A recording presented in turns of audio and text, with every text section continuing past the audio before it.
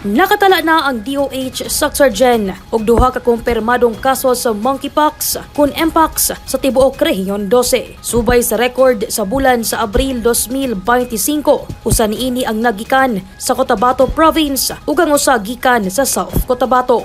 Hinuon, stable ang kahimtang sa duha ka pasyente ug gi-isolate na.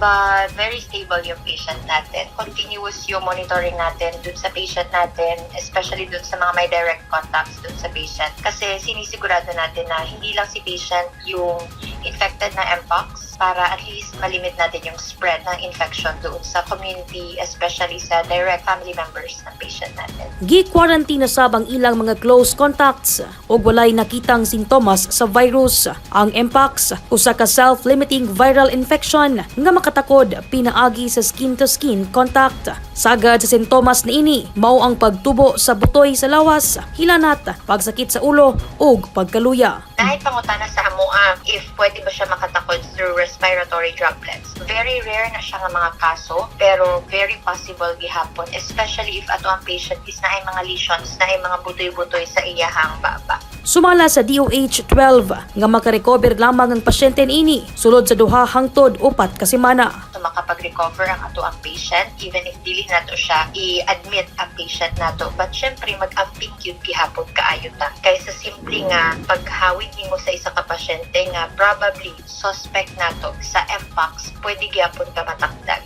Gitutukan sab sa DOH ang mga adunay huyang nga immune system. Sanglit sila ang daling mataptan niini. Ugaling makasinati sa mga naisgutang sintomas.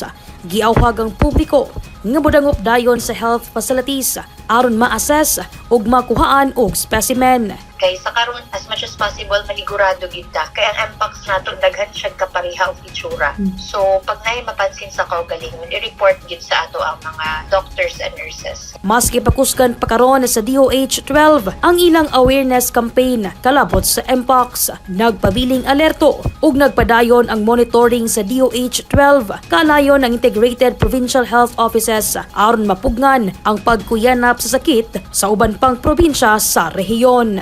Dai Libong, Newsline Philippines, Province of Cotabato. Stay safe